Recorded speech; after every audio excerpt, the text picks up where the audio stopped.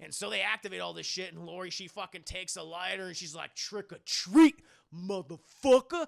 Hello, I just wanted to thank you for clicking on my video, and I wanted to let you know not only do I create content in my YouTube channel here, Class in a Glass, but I'm also on Twitch where I play single-player games, multiplayer games, I do movie reviews, cartoon reviews, and a whole bunch of other stuff.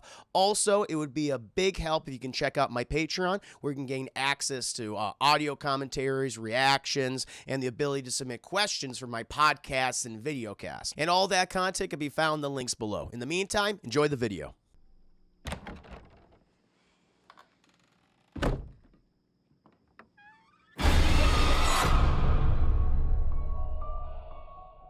But now, my friends, let's go ahead and get to my review, my spoiler review, my scene by scene breakdown, chat, of Halloween 2018.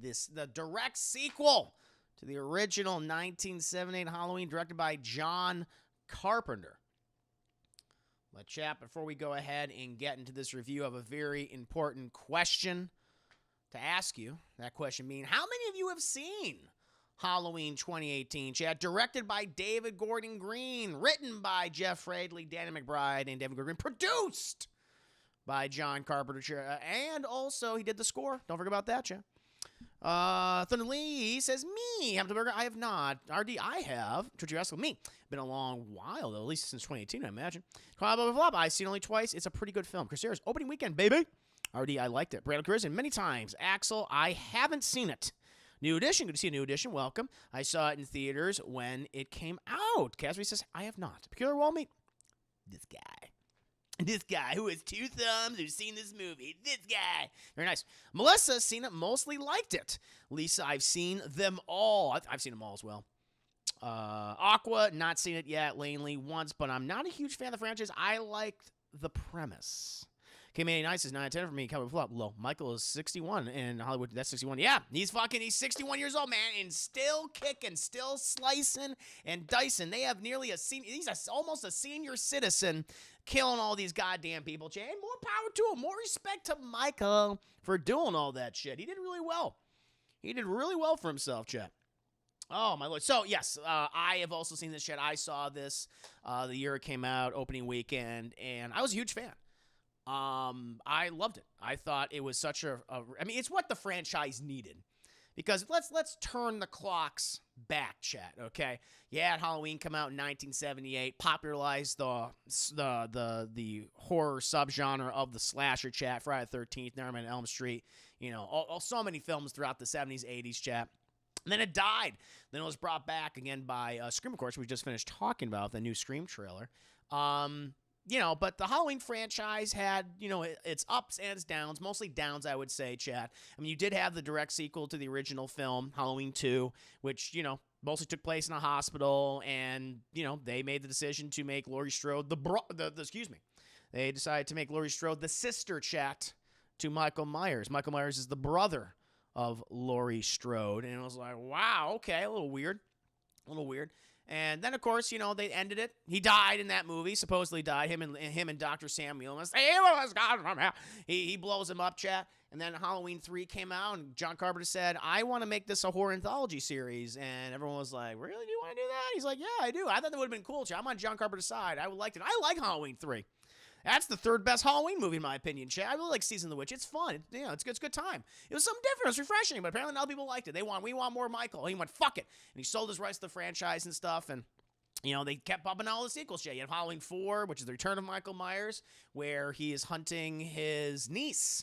So in this specific timeline, chat, Laurie Strode had a child, but Laurie Strode died, and she had this girl. And Michael's like, I can't kill my sister because she's dead. Sucks. I'm going to kill my niece instead.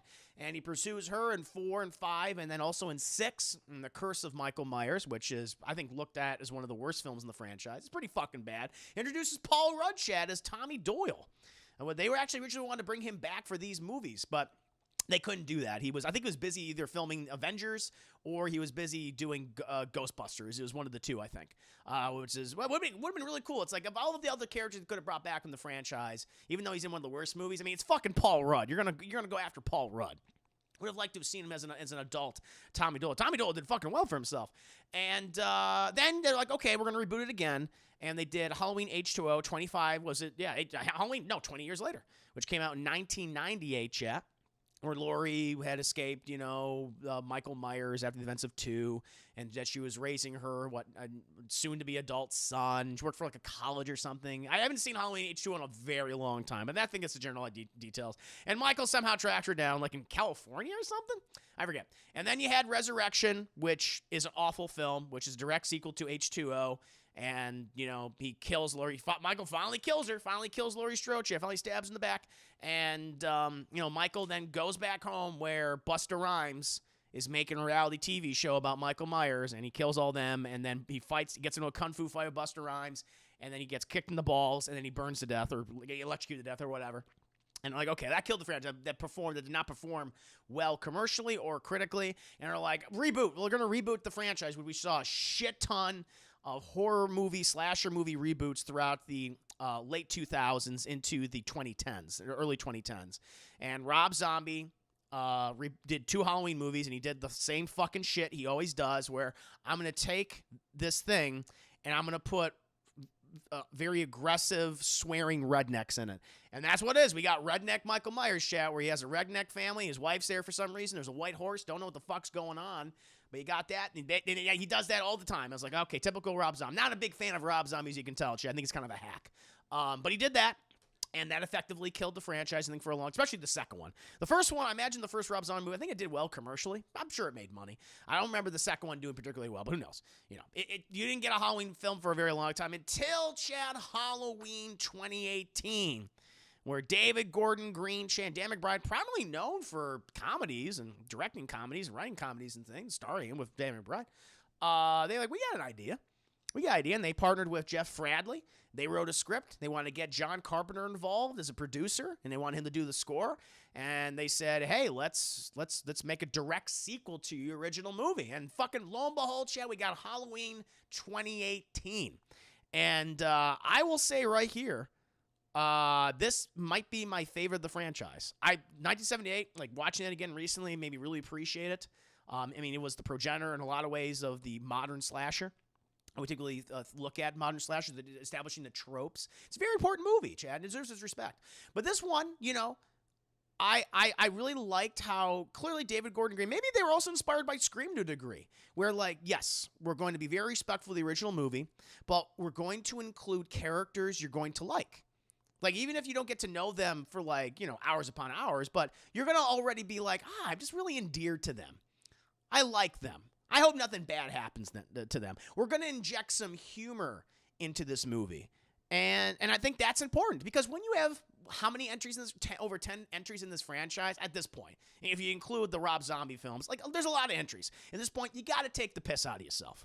You got to make fun of yourself a little bit. And this movie does that well. And at the same time, doing all that, giving you characters that you like, introducing you to new characters you never met before, but you're like, I'm charmed by this person and what they're doing in the movie.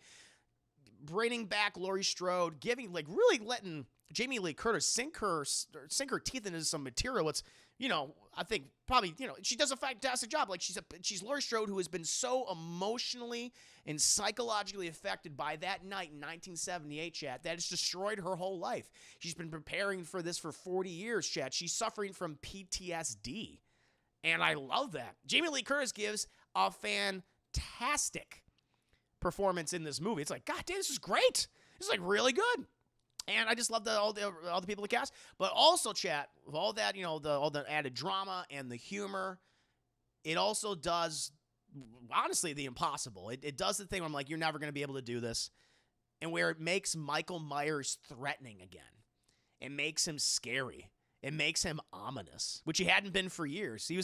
What happened with a lot of the Halloween sequels, and this is just slasher films in general, like you started cheering the killers on. You started like, yeah, fucking go after that, those horny teens or whatever, or this unlikable person. Like that's what all the movies devolved into. That's what so many slasher films typically devolve into. It's like, just kill these people that I don't like and get rid of them. And you cheer them on. This one, because you like so many of these new characters that they're just fun to be around or they're funny, that you don't want to see them die. Michael's like, I don't give a fuck. I'm going to kill him. And he kills him. He kills them very violently, Shay. There's a lot of gory, grisly kills in this movie. A lot of, them practical effects, Shay. You know, I'm such a fan of practical effects. And this film has a bucket load of them, and I love it. I'm sure some CGI assisted stuff too, but you can't tell. But it looks great. The movie fucking looks great, Chad. It's an excellent running time, well paced. Some great action scenes, Chad. The last act of this movie is so goddamn good. It becomes a siege movie, you know. Becomes a haunted house film. You're trying to search for this guy, Michael. It's constantly, you know, going back and forth where Laurie's being hunted, Laurie Strode's being hunted, and then she's the hunter, and then Michael's the one who's the prey. And I fucking love that. It's cool. So yeah, it's. I think it did what I thought was a very difficult task, was bringing life into a franchise that had long died. And it's the reason why I'm excited for Halloween Kills. I'm hoping for the best of that movie. I know it's getting mixed reviews right now, but I still want to give it a shot. I mean, the idea is that the whole town is like, we are fucking done. We are done with this fucking guy. He's killed so many people over the years. All the way back in 1978, we've been living with that, for that legacy, that awful fucking legacy. Even back in the 60s when he killed his sister, we've been living with that.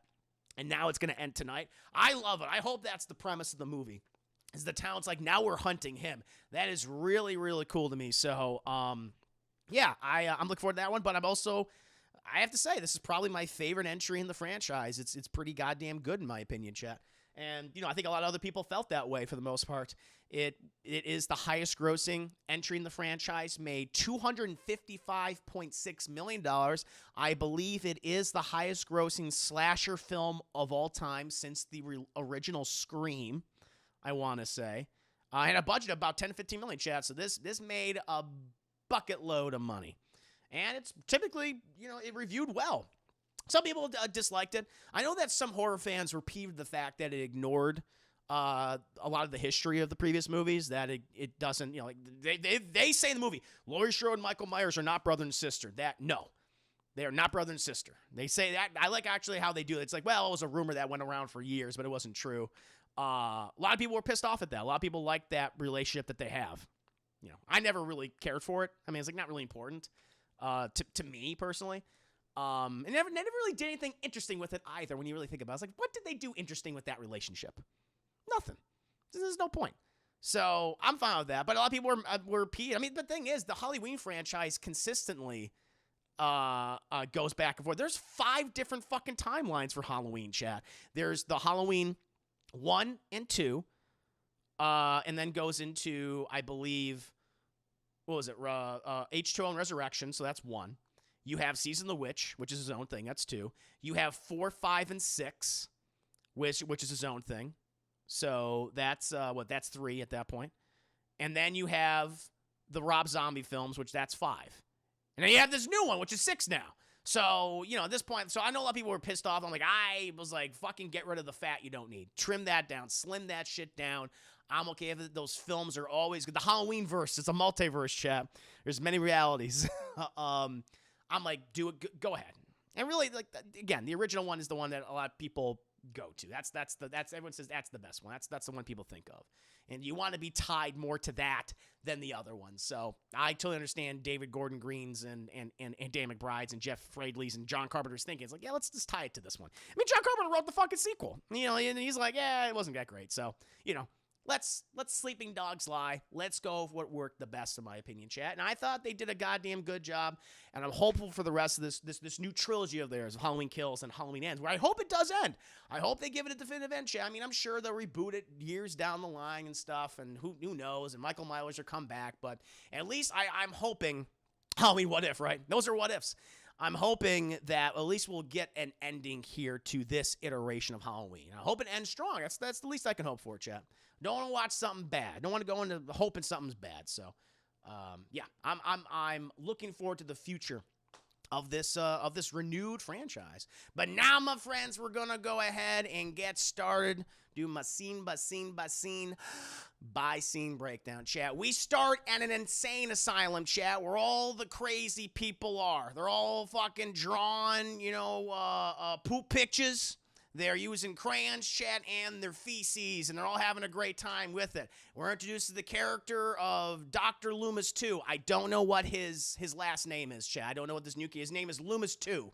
That's what I'm going to say. He's Loomis with a little bit of the he's like ethnically mysterious Loomis. where Loomis is very much a white British man. Loomis 2, brown, foreign, clearly. You're Loomis 2. That's where you're going to be now, my friend. Some Russian, that guy. I'm going to call him Loomis 2. Glee, they go into these damn notifications. Looks like I'm just up. You just up with the review. I just got it in the thing. We're at the insane asylum. All the prisoners are using their own feces and crayons to draw. That's what's going on right now. Everyone's having a fucking great day. Fucking Loomis 2, chat. He's talking to the prisoners. He's hugging them, making sure that they're doing okay. Like, he seems like, this Loomis 2 seems like a nice guy. Doomis? Doomis, yeah. Loomis 2 seems like a really nice guy, chat. The other fucking inmates really like him. He's going to create a nice, healthy environment, chat. But he looks across, chat. Who do we see? 2 British people. Don't worry, chat. You're going to get your British person quota.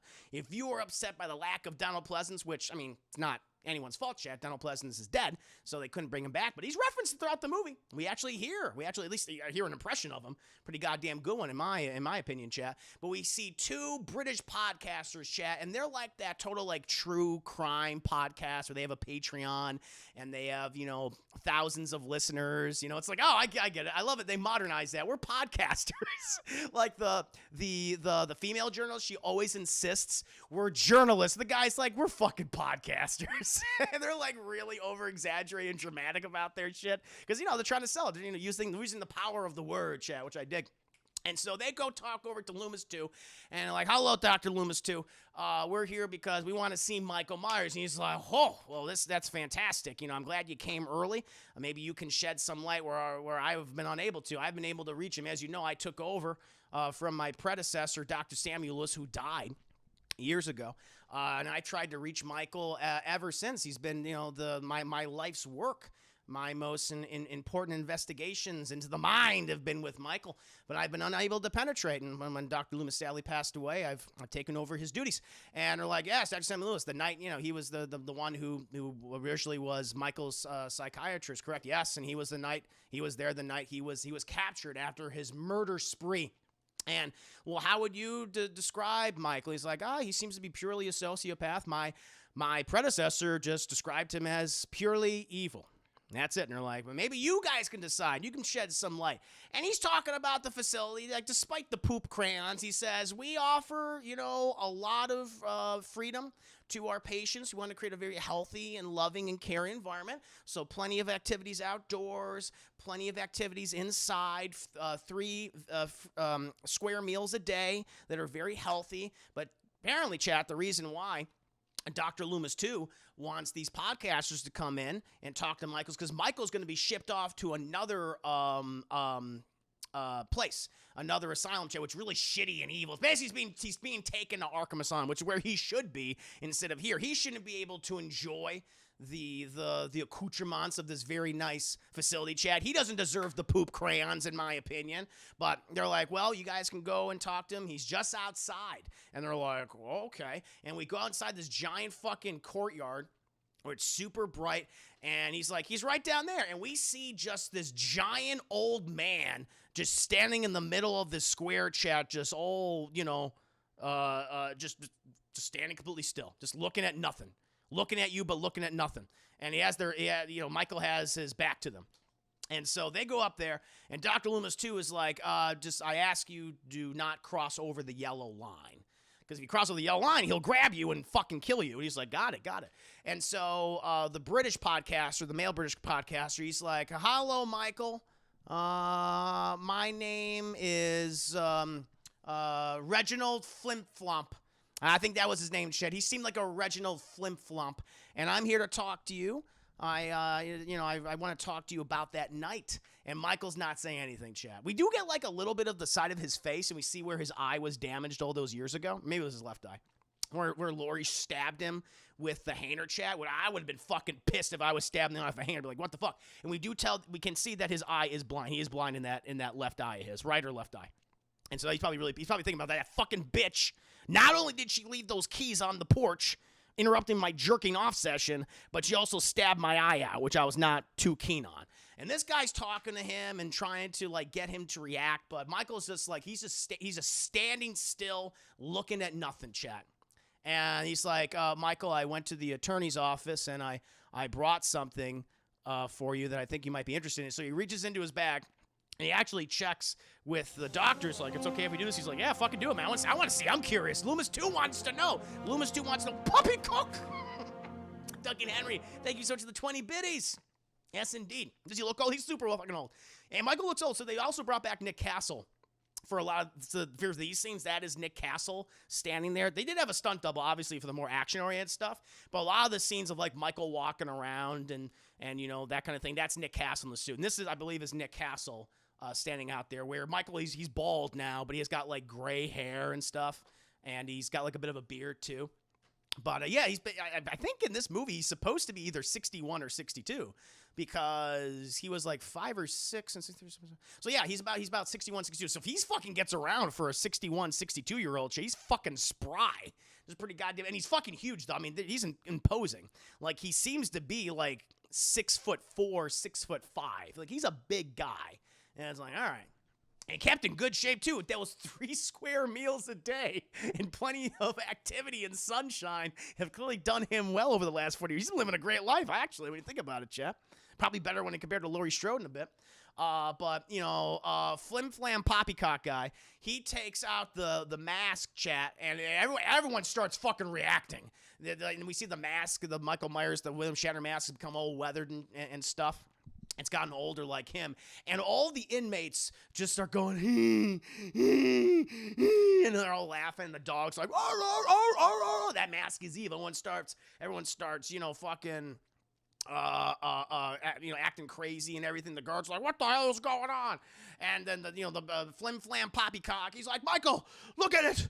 Look at it, Michael! Look at it! And fucking Michael does that. We cut, chat, and we have the opening credit sequence, which is so great because we get the ba na na na na na na na na na na na na na na na na na na na ba na na na na na na na ba ba ba ba, and it's this rotted pumpkin that's coming back to life, chat. So it's like, you know, they filmed this pumpkin just rotting.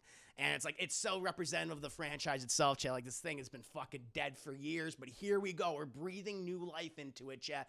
And so it finally forms the jack-o'-lantern, that from, like, the original movie, chat, where the nose looks like a knife. And I think it looks so cool. It looks so cool. I love it. It's very simple. We have and right next to it, chat, we have the orange text, the orange, you know, holographic looking text, like from the original movie, introducing the whole cast, all the new actors and stuff. I dig it. I really fucking dig it, chat. And then, boom, we cut. And we are in Haydenfield, Illinois, chat, circa 2018 or whatever, you know, 2018, 2019, 2020. And we're following the two Brits, chat, Flim Flam Poppycock and his assistant, Miss Frillybottom, chat. And they're talking their little cassettes because, yes, they're that retro. We're going to talk into cassette tapes because that's what they're on. They have an aesthetic, and they're going how, like, Michael had no reaction to the mask. Even though the guy's like, you feel it, don't you, Michael? Michael does have a brief reaction where he goes, is that my mask? Like, he does have a, hey, wait a minute. But then he's like, oh, nope, got to maintain the facade. Got to maintain the facade. He has a brief, very subtle reaction, chat. Very subtle reaction at this point. I just realized you had the stream. Am I paused? Am I good? Am I good? Your mic's volume is low, Chris. It is. Testing. 1 2 3 1 2 3. Am I frozen? Okay, people are saying it's not low. This is how I've always had it. No, I'm fine. Okay. All right, cool. I just want to make sure, chat. Okay, got it. Yes. What was I saying? Where was I? Oh yeah, podcasters. So, you got Mr., Flim Flam Poppycock and Miss Frillybottom, and they're talking into their tape recorders, chat, and they're going on about how Michael did not have a reaction to the mask or anything. They leave, but they're like, hey, we interacted with the predator. Maybe we should also get a reaction from the prey. And they're going to be going to meet Laurie Strode, and they come up on this wooded compound. Like, it's all fenced around this huge area, chat, just like, acres and acres of land. And they come to this one gate, and they're like, solicitors will be fucking shot. We don't want no solicitors, okay?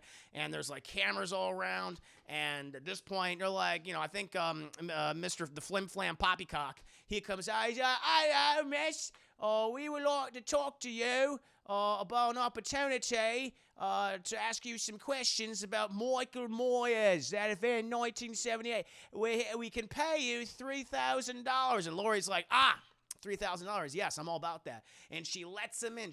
They go down this trail, chat. They park the car in his house. We see these big fucking floodlights and shit, like, all around them and everything. And it's like, wow, okay. This is a lot. I mean, we see all these mannequins. Looks like they got their faces shot off and shit. I mean, it looks like the setting of Texas Chainsaw Massacre. Did fucking Laurie Strode become a serial killer, chat? Is she like the, Leatherface now? It's like, this looks a little fucked up. They go up to the door. They knock on it, saying who they are. And then Laurie Strode opens it, and she's like, all right, come on, sit down. And I love that with this one, like, Laurie still has the same hair as she does in the 78 film. It's the same fucking hairstyle. Like, she's like, I don't give a shit the way I look. I don't care. All right? No, I'm not modernizing. My whole thing is, like, I'm all about survival at this point. That's what she's about, chat. And we see her home, and she's got, like, all this canned food and stuff. You can tell that she's modified it to a degree. And you have, Flim Flam Poppycock and Miss Frilly Bottom, and they're sitting on the couch. Laurie, she just drags a chair over, puts it down. She's like, all right, what do you want to know? And they're like, well, just want to talk to you about, the event in 1978, see if you wanted to shred any light on it. And she's like, what more light is there to shed?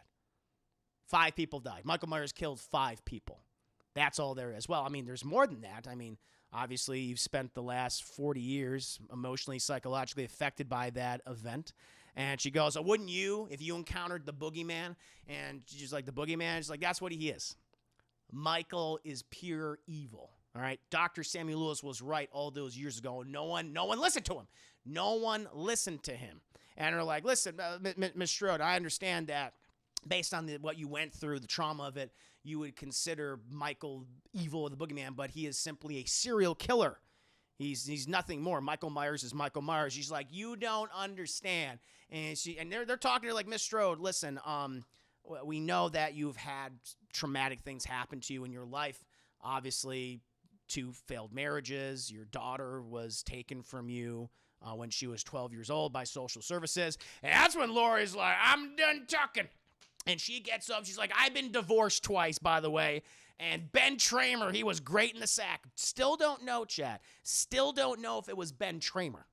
Because as we know, Annie hooked her up with that date that night, or for the next day to go to the dance. Don't know if it was, but that would have been a great reveal if the fucking, if one of her husbands was Ben Tramer. That would have been a nice little Easter egg, Chad. But we don't know who her husbands are at this point. But she gets up and she opens the door and she's like, listen, motherfucker. That's the boogeyman. He's pure evil. Don't underestimate him, okay? And they're like, Miss Strode, please. I mean, you do know that they're going to be moving him in the next few days to a new facility. And she goes, yup. And she names the place and she names like the exact time. And she's like, okay, you're aware of it, but wouldn't you like to speak with him? This is interesting to me. I'm like, this is cool. Wouldn't you like to go see him, ask him, talk to him? And she's like, I have nothing to say to that thing. Anything I would say would be lost on him. He doesn't care what I have to say. He doesn't care what you have to say or what you think that he's thinking. He does what he does because he wants to, because he's driven by evil. Now pay me my fucking $3,000 and get the fuck out of my house. And they're like, all right. And they pay her the $3,000, Chad, and they leave.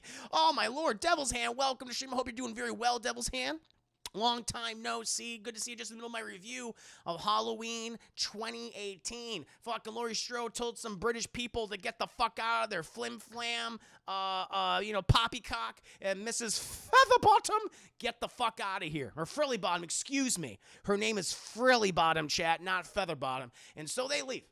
They leave. And she didn't like the whole talk about her being an unfit mother and shit like that. It's like, yeah, we're good. And I don't want to fucking meet with Michael Myers. Give me my goddamn money. And then, chat, we cut to, Laurie's daughter, Chad. Her daughter, played by, Oh, this actress's name I always forget. Judy Greer. Judy Greer plays Karen Strode, chat. Karen Strode. And she's with her husband who has just gotten peanut butter on his penis, chat. He's like, no, because they got like a rodent infestation in their house, chat. So he's laying down traps and stuff. And the Fluffernutter just wasn't working. So he's, I'm going to try that peanut butter, the classic. A little bit of apple slice on there, too, to get them rats. But he keeps dropping. Peanut butter on his penis. And then we see I don't know his name. I'm gonna call him Dad. We're just gonna call the character Dad. But he's funny. I like him. I like him in the movie. He's like, oh, he's kind of charming and stuff like that. I love how Laurie's like super dismissive of him. Like the whole fucking time, which I think is really funny. But then we're also introduced to Laurie Strode's granddaughter, Karen's daughter, Allison. Allison, which I don't know, I'm going to Strode, but I know that's not her last name. But we're going to call her Allison Strode for the fuck of the chat, for the convenience of which I appreciate. And Allison comes in, and she's, they're all happy for Allison because she's, graduating high school, magna cum laude or whatever. She's smart. She's a smart kid, Chad. She's a pretty girl. She has a lot going for her at this point in her life. It's great. And, she's working on some last minute things before she goes to school.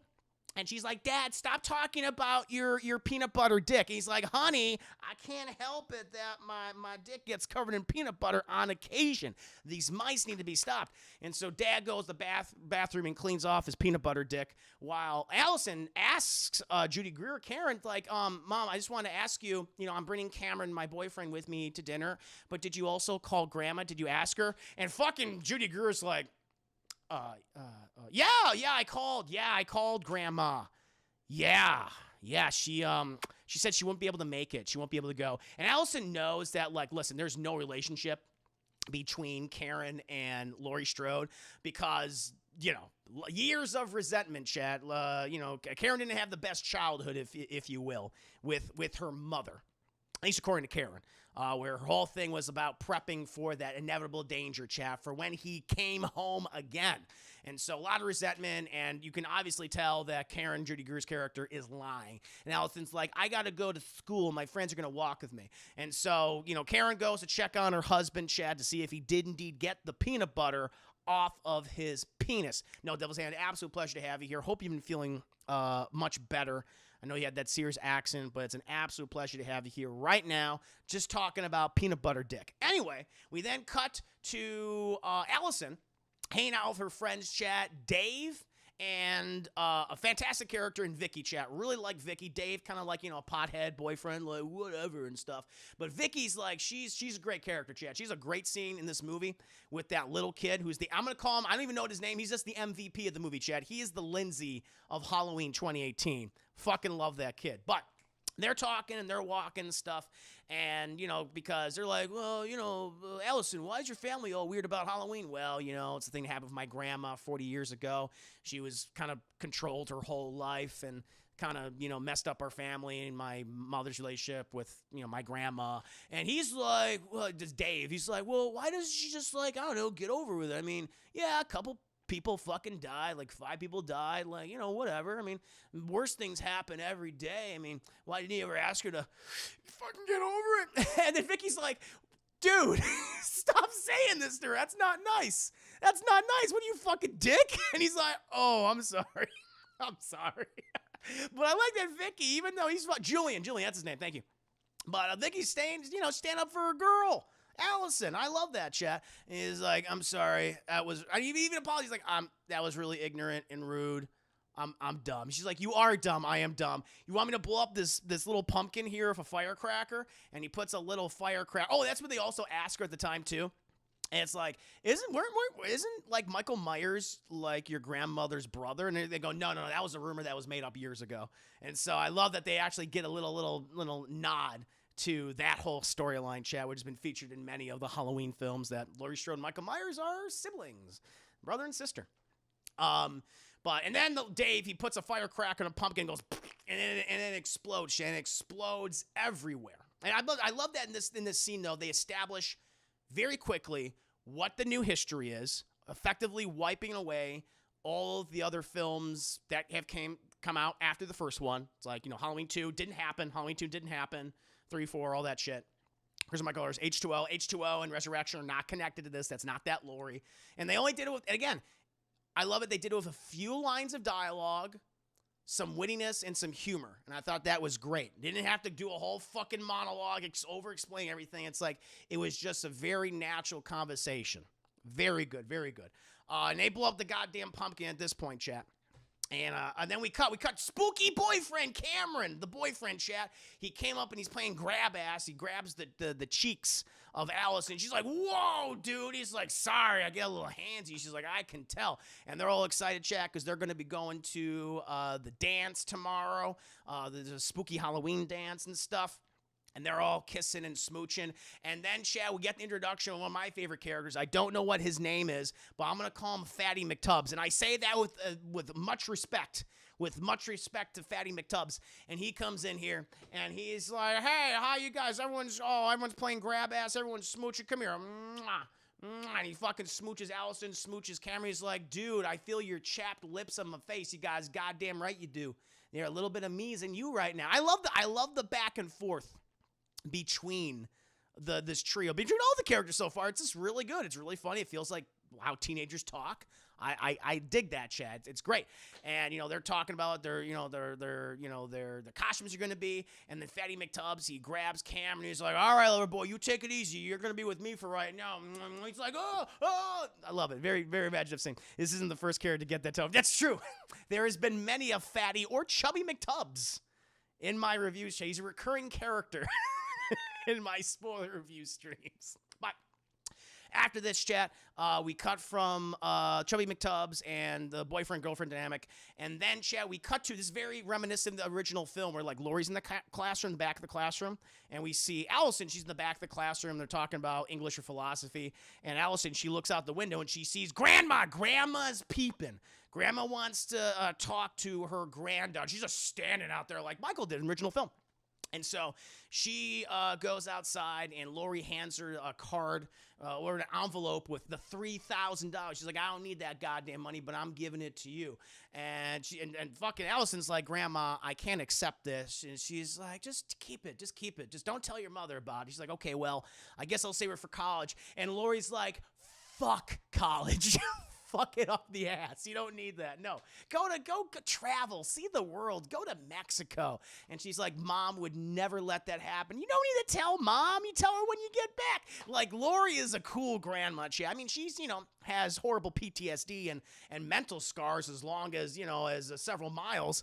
But she's a cool grandma. I do like that. I do like that. And she's like, listen, are you gonna be at dinner tonight? Are you coming? Are you coming? She's like, I maybe, just I gotta prepare. Michael Myers. She's like, Grandma, oh my, listen, I don't mean to sound like an asshole, but you gotta get over it. It's been 40 years, okay? You gotta say goodbye to Michael Myers. And like Laurie Strode's walking away and she says, goodbye. She's not gonna give it up, Chad. She's too obsessed at this point. Way too obsessed. And then we cut, and we see Laurie Strode being a badass, chat. She's using every weapon imaginable. Shotguns, rifles, pistols, assault weapons, chat. Shooting all these mannequins. Like, she has this Winchester rifle, and she's, like, reloading it so fucking fast. And boom, and she's, like, shooting all these mannequins in the face. Has all these pistols taken out, blasting. I love it. And fucking Jamie Lee Curtis does such a great job of selling this. Like, clearly she trained. They obviously trained with her, and it looks really, really good. And also, it works so well later on in the movie, chat, when she's battling Michael in the house.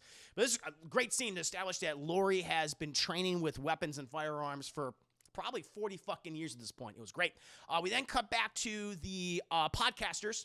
As we know, chat, Flim Flam, Poppycock, and Miss Frilly Bottom. And they're listening to some tapes, some recordings, chat, some cassette tapes of Dr. Samuel Lewis. And how Dr. Samuel Lewis is basically saying, yeah, I want Michael to either remain here forever or to just kill him. If by the state, if he does get the death sentence, he should be killed by lethal injection, and the body should immediately be incinerated. He is evil. He's evil. The evil has gone from here. And he's all about that shit. So we get a little cameo of, it's obviously not Donald Pleasant's voice, but, it's a voice actor. It is a pretty goddamn good Donald Pleasant's Dr. Samuel Loomis impression, chat. So you do feel him throughout this in entire movie, and his influence and his impact on a lot of these characters, including his his successor, and also Laurie Strode and Michael. We then cut to the prison transfer that's happening. So as we know, Michael is being moved to a new facility along with all the very aggressive and violent inmates of the asylum. And they're putting him on the bus and stuff. And the Dr. Samuel Lewis too. I don't know what his name is. He's Loomis too. Loomis too is like, I insist on going with my patient. I've cared for Michael this whole time, and I'm going to see that his journey is safe and quiet. And the guys are like, all right, sure. And so he boards the bus. But we also see Laurie is also there, chat. She's in a car, and she's just downing like vodka bottles like this. She's just chugging this shit, and she's got a gun because she has gone there to kill Michael. But then I guess she's watching. She freaks the fuck out. She starts screaming because she's like so angry and sad and upset, and all these years of resentment and fear of just welling inside of her and releasing. But maybe did she go through? We don't know. We then cut, chat, to a dinner. I guess they're having dinner at Applebee's. Great place to have dinner. And Allison's there with her boyfriend Cameron talking to her parents, Peanut Butter Dick Dad and Judy Greer. And they're just, it's a nice conversation, very natural, good flow.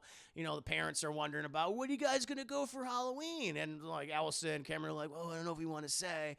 And, he's like, come on, tell us. And they're like, all right, we're going to go as Bonnie and Clyde. And they're like, oh, Bonnie and Clyde, you do know it doesn't end well for them. They fucking died at the end of the movie. And they're going, yeah, but we're kind of going to do it. She's like, shh, don't tell them. Oh, like, okay. And it's like, oh, I see what you're doing. You're going to do a little swap. A little gender twist on Bonnie and Clyde. That's great. But then Allison, she breaks in the conversation because she's looking at her mother and stuff, and they've been there for a while. She goes, Mom, did you actually tell Grandma that we're having dinner today? That we're doing it? And she goes, I didn't. She's like, why didn't you do that? Because, Allison, Grandma is fucking crazy. She's fucking nuts. The nicknames are giving me life. I'm glad you like them, Stefan. Peanut Butter Dick Dad. That's his name now, chat. Came up with that on the spot. Thank you for the 100 biddies too. Oh my lord. He did, Duncan. You're right. Michael stole 40 fucking years from her. And it's tragic. And you can tell why she's so afraid of him and why she hates him so much. You believe it. Again, her fucking, and this scene here too is great. Jamie Lee Curtis's performance in this movie is top notch. It is A tier in my opinion, chat. Because, Judy Greer and Allison, they're having a back and forth about it. And Allison looks over and she sees Grandma coming in. She's like, hi, everybody. Hi. Sorry I'm late. Haven't been out in a while. And she goes, Grandma, it's so good to see you. And she says, oh, it's good. You look beautiful. Oh, congratulations. She's the sash on her because she's magna cum laude. She's a smart kid or whatever. So she got a sash and shit. And she sees Cameron, and she goes, hi, I'm the grandma. I'm Grandma Laurie. And she goes, oh, hi, nice to meet you. And she goes, you guys order already? Is that wine? Can I have some? Can I have the wine? And she just starts chugging this wine, chat. You're supposed to sip on wine. She's like, give me that fucking shit. And she just starts drinking out of the glass. And Judy Greer's like, Mom, do you want to sit down? Mom. And this scene is so good to me because it's so awkward, and you just see the rails. You just see it completely going off the rails. It's just fraying before your eyes. And she puts the glass down, and Laurie's just like, I've just been going through a lot. And you could just, oh, here we go. She's like, Mom, come sit down. Just come sit down. It's okay. She's like, I'm just scared. I'm just worried. She's like, I know you're always scared. I know you're worried for us. Just come sit down, Mom. Okay. And they put fucking Laurie down at the front of the table. They sit her down there, and she's like, we're just going to hit the reset button. Okay. And she's like, listen, I just want to tell you I was there. I was going to kill him. And they're like, Mom, what are you talking about? Cameron's just sitting there like, what do I do? He's like, at this point, you're like, I don't know. You just as someone who is like, hey, this is the first time the boyfriend's meeting the family, you just got to sit there and go can't be involved. You just got to be like, okay.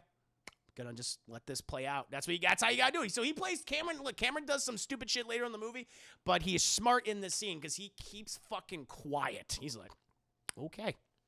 And then eventually, Laurie, because she's talking about Michael, I went over there to kill him. I brought my gun and stuff. I've been drinking a lot. And they're like, and Judy Greer fucking loses. She's like, Mom, you need to leave now. You need to, because fucking Laurie starts creating a scene. And the rest, it's been like 5 minutes, and she's going fucking nuts. And she's like, fine, I'll go, I'll leave. And then she leaves, and then, you know, Judy Greer looks at Allison, it's like, I hate to tell you I told you so, but I told you so. This is what she does. She can't be outside like this. You know that, okay? She's sick. She's sick. And, you know, Allison, she's like, you don't understand Grandma. I fucking love Grandma, Mom. And she goes out, and we see, at first it's like, is fucking Laurie gonna kill herself? Because she's like walking, looks like she's walking straight into traffic, but she stands on like the edge of traffic. And I'm like, is she suicidal? I was like, oh my God. Like, I first saw the movie, I was like, whoa. I was like, oh my God. But then Allison comes up and you know, Laurie's just, I can't stop it. I can't stop it. I'm just, and she's just scared. And Laurie just hugs her granddaughter. She kind of collapses into her arms, and Allison's just holding Laurie. Again, it's like, so much emotion. It's funny. So much humor. So much emotion. Witness! Witness me! Red Wing, take it Ray. Everybody on the dance floor. Ray. Thank you, Red Wing. Absolute pleasure to have you here. Hope you had a nice stream. What are you playing? But so far in this movie, Joe, we've been like 20 minutes in the film, and there's been so much emotion, so much humor already. And like, I mean, you have this incredible performance by Laurie Strode, or excuse me, by Jamie Lee Curtis, and it's great. You're like, God damn, you really wrote these. They wrote these characters so well. They gave them so much to do, and it just makes you appreciate it so much more, Chad, in my opinion. Jason, thank you for resubscribing. 10 months support. Hello to you. Hope you're doing very well. Thank you for all the kindness. Absolute pleasure to have you here too, Red Wing. But after that, Chad, we transition. We transition from that really awkward family dinner, and where the dad. Jason, thank you so much for the 10 biddies. Dream Warriors. Indeed. But we then transition from that very awkward family dinner. Peanut Butter Dick Dad, he puts Laurie, lets her drive home, which I would not have done that. Puts her in her truck, and she drives back to her compound, chat. And then Judy Greer is like, listen, you don't understand. Like, I lived that life. That was my fucking life with your grandma every goddamn day. Okay, and we get a flashback to a very young Karen, a very young Judy Greer, where she's just building, like, it looks like Saw contraptions. Like, was Jigsaw Laurie's husband? Might as well be, because they're like building all these fucking traps inside of their house, the house that we saw earlier in the movie, chat. Like, there's building something in the basement. They're like, we see shots of a young Judy Greer, Karen, like firing guns. I learned how to shoot a gun when I was 8 years old. By 12, I knew how to kill a man in 5 different ways. It's like, holy shit. Okay. And it's like, I live this, all right? And then, you know, we see that Cameron and Peanut Butter Dick Dad are bonding and stuff. It's just like, she's like, I know, Mom, I get it. I understand. It's just, I care about Grandma. She's like, I know you care about Grandma, but at this point, the only way that she's going to get better is that she needs to make the choice to get better. I've done everything for her, okay? I've done everything. We've done everything we can, but she needs to make that choice. We then transition, chat, from that, and we are now with 2 of my favorite characters in the movie, Dad and the Dancing Boy, chat. And it's just a dad, very old-looking dad, taking his son on a hunting trip. But Dancing Boy does not want to go hunting. Like, he says, Dad, listen, I'll go hunting with you, like, on the weekends, but, like, I gotta go to my dance lessons. And Dad's like, I know you're in the dance right now, but I want to spend time with you. He's like, I know, Dad, and I want to go hunting with you, and we'll do it on the weekends and stuff, but, like, dance is my thing right now. All right, I'm loving dance, okay? And he's like, I know you love dance, son, and you're good at it. I just love that we have these 2 random characters that come in, and it's just this old man who just wants to spend some time with this kid, and this kid that just wants to fucking dance. I think it's very charming. But he's supportive of the Dancing Boy. He's not like, fucking dancing, that's for girls. He's like, no, he's like, no, I'm glad you found your passion, son, but I want to spend time with you. It's adorable. It's fucking adorable, chat. And again, it's what I tell you before. This movie does a great job. Even if you're not with characters for long, chat, you are charmed by them. You are engendered towards them. And when something bad happens, you care. That's what I'm talking about. People having a real fucking conversation. That's what I'm talking about, chat. And then they're going back and forth about dancing, hunting. And then the Dancing Boy says, Dad, look out. And father goes, oh, because there's all these guys out in the middle of the road, chat. in the white asylum prison garb, and they stop right in front of this guy. Goes, holy shit, what the hell, son? Let me go outside and check. You stay here. And he fucking, dad grabs the gun. He goes out there, and you see all these people, all the inmates just walking around. The bus looks like a crash, chat, during the prison transfer. Bus crashed, and he goes over there. He's like, oh, jeez, what's going on? Are you okay? Guy goes, just fucking laughing manically and shit. But then he goes, like, around the bus, chat, and dad doesn't come out. And so Dancing Boy is like, Daddy! And he grabs his gun.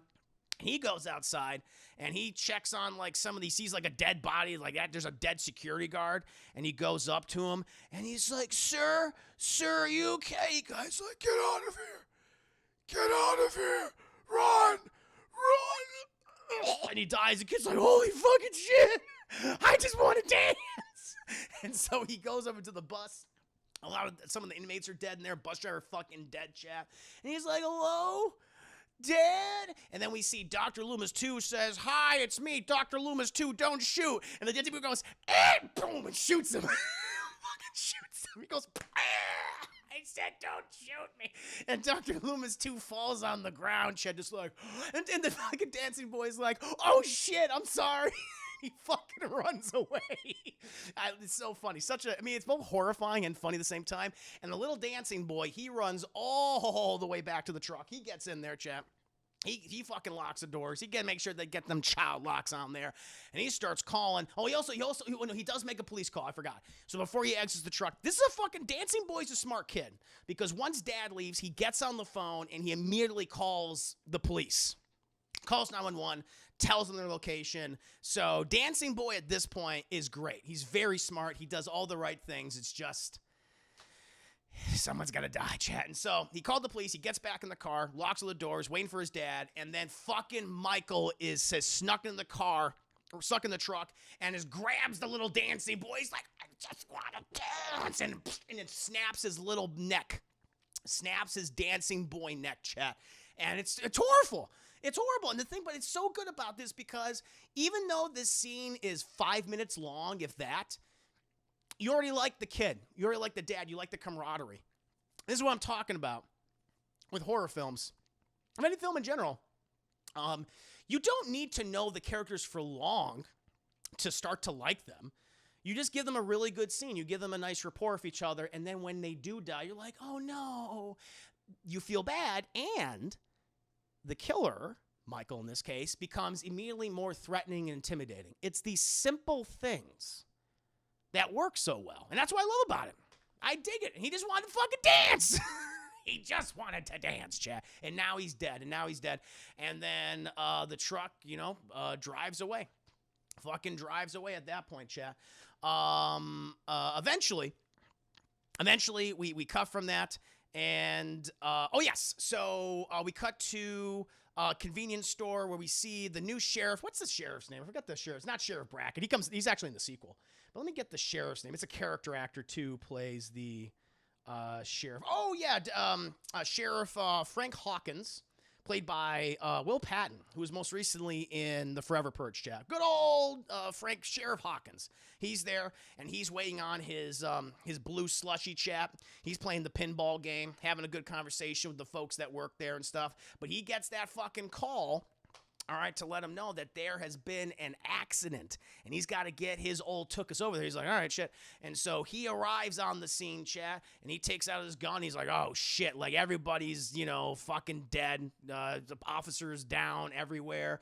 We find the dad of the Dancing Boy, chat. He looks like he had his neck just snapped, and you see all the neck bones and cartilage just like, but it's like not like exposed, but it's barely underneath the skin, and it's so fucking creepy. But dad of the Dancing Boy is very much dead. But now they can be together forever, chat, thank God. And so the sheriff goes on the bus and he finds Dr. Loomis too. He's like, "Are you okay in there, sir?" He's like, "I've been shot. I've been shot." So not going great. Not going great. We then cut to the British podcasters chat. Mr. Flim Flam, Poppycock, and Mrs. Frillybottom, and they go. It's October 31st, by the way. It's now Halloween. It's Halloween morning, chat.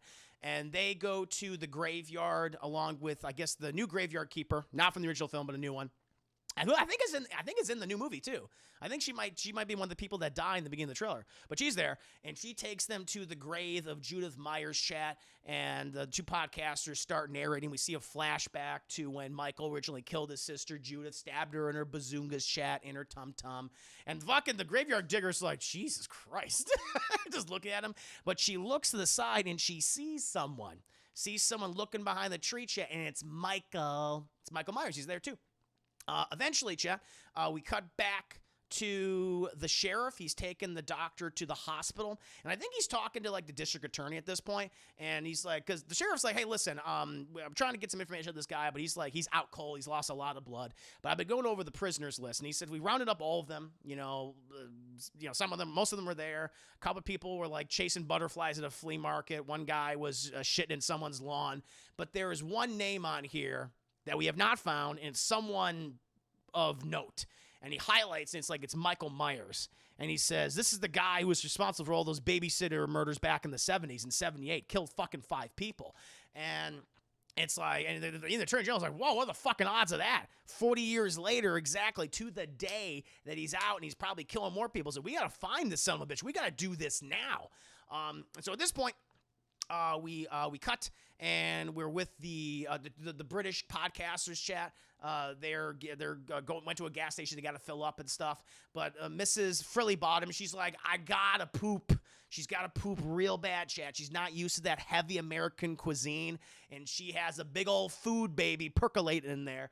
And so he's like, all right, I'm going to go, fucking keep filling up the gas tank. And so Mrs. Frilly Bottom, she goes inside, and she talks to the guy who is running the gas station. She's like, where's the loo? And he's like, ma'am, we speak American here, not your British speak. And she's like, where's the bathroom? He goes, down that way. And she goes, cool. By the way, in the background, Michael's pulled up, and he has just started murdering everyone.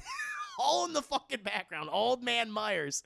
And where we see he is pummeling some poor fucking schmuck in the garage, chat. But eventually, what's her name? She goes to the bathroom. She starts opening the stalls, and it's like, oh, stinky. There's a lot of floaters in there. She had a lot of floaters, but she goes to the stall at the very end, and she starts taking a very long shit.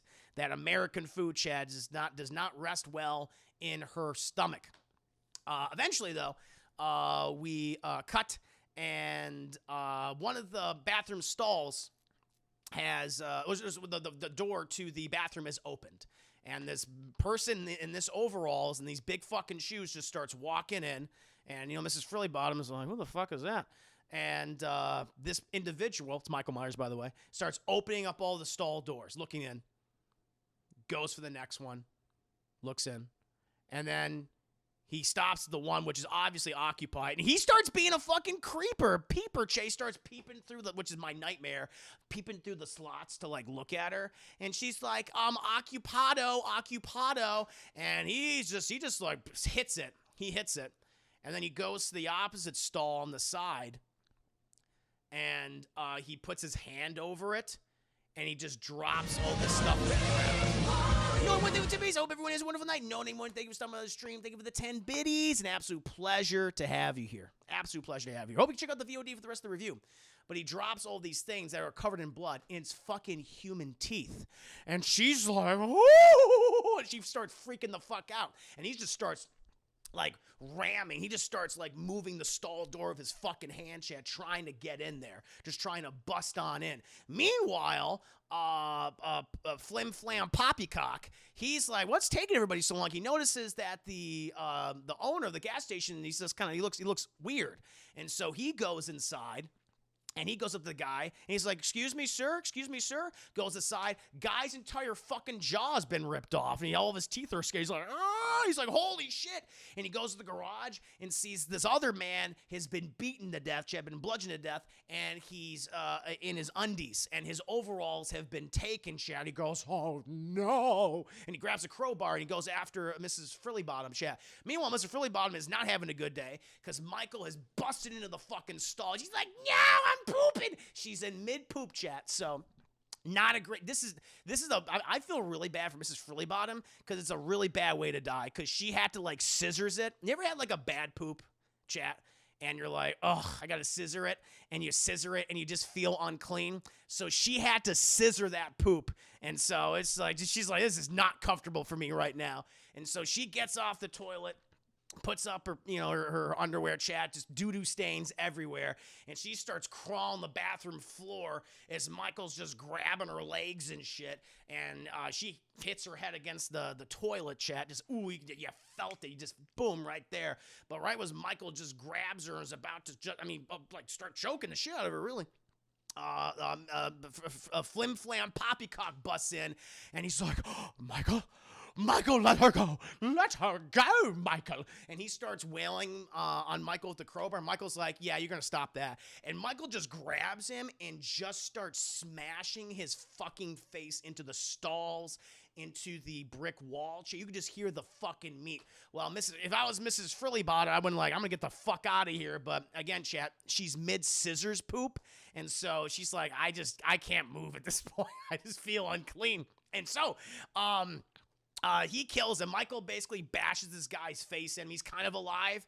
Like, he's alive long enough for Michael to go back over, she's like, I'm gonna hit you with the crowbar. And he's like, no, you're not. And he just grabs her and just chokes the shit out of her, chat, until she dies. Strangles her and breaks her neck. And while Flim Flam Poppycock, he just succumbs to his injuries, chat, to the bludgeoning of his head. Michael then leaves the bathroom and goes to their car where he retrieves the mask, chat, puts that shit back on. He's like, yeah, pretty good. 40 years later, and I still got it. He still got it, chat. And he closed the fucking trunk and he takes off. Eventually, Laurie, we're at Laurie's home, and she's cooking something, and then she hears about on the news the Michael's bus crash, and that he escaped, and she's like, motherfucker, wow, on October 31st, on Halloween. And then we cut to the bathroom. We cut to the bath. Oh, no, are we at yes. We also see, are we at the point? Oh, yeah. We see her entire home. That's what it is. Where her whole house of horrors, if you will, chat, where she starts checking everything, like the doors, like, is he here right now? Is he in my house? And eventually she goes to her main kitchen area, and she takes this, like, clicker, and she opens it, and the entire island, like, moves, chat, and there's, like, a cellar down there. And she goes down there, chat, and she locks it again, like, to make sure everything's working. It's like, holy shit. And it's like, okay, fair enough. Eventually, we cut to Karen's house, Judy Greer's house, where she just walks in, notices her back door's open, and she's already kind of like a little unsettled by that. She's like, Peanut Butter Dick Dad, are you here? Allison, are you here? But she's trying to, like, it's nothing, it's fine, it's okay, everything's fine. But she's like, her years of training are kicking in at this point. And then Peanut Butter Dick Dad, he walks in, he's like, you say something, honey? She says, he's like, oh, it's okay, it's nothing, it's fine. And she's going upstairs, and Laurie goes, wow, you're dead. And she's like, fucking Christ, Mom, what are you doing here? She's like, you be dead. You have terrible home security system here. Why did you not build a dungeon? And she's like, Mom, what do you do? Why do you have a gun? She's like, do you have the gun that I sent you for Christmas? And she goes, Mom, I don't know where it is. You should always have a firearm in reach wherever you are. And she's like, Mom, I really don't like you when you're waving the gun around. Even Peanut Butter Dick Dad, he's like, listen, Laurie, I would appreciate if you bring a gun into my home, okay? He's like, can you give this to me? I'm not giving you my gun. No. And she's like pointing at him like, no, he's my gun. And they're like, Mom, please go. Why are you here? She's like, he's escaped. The evil, he's come back. He's come home again. And he's like, who's escaped, Mom? Michael Myers. He's out there right now, okay? And I need you all to come to my house, and we're all going to stay in the dungeon, and we're all going to be safe. Where's Allison? Contact Allison right now. And she's like, Mom, no, we're not doing this, okay? You need to leave. You need to get help. If you don't get any help, then you're not welcome in our home. And she's like, just be safe. Be safe, daughter, be safe. And she leaves at this point. Eventually, we cut back to the sheriff, chat. The sheriff arrives on the scene, and he sees the bathroom. He sees Flim Flam Poppycock, and he sees Mrs. Frillybottom, chat. He's like, mid-scissors poop. That's a bad way to go. And he sees the gas station attendant and the other guy, the mechanic, all dead. And he goes in the crowd. The attorney general's on his ass at this point too. But he sees Laurie out there and he goes, God damn it. He just knows. He's like, oh, Laurie. And Laurie's like, I told you all. And then we eventually leave from that. And after that, we get one of the absolute best scenes in the movie. Halloween fucking night, chat. Trick-or-treaters out everywhere. And we get some of the best long takes in this film, where it's just Michael and going, oh my God, a smorgasbord. And he's like, I'm going to kill so many fucking people. And this is perfect for him because he's wearing the mask. No one's like suspects him. And we hear the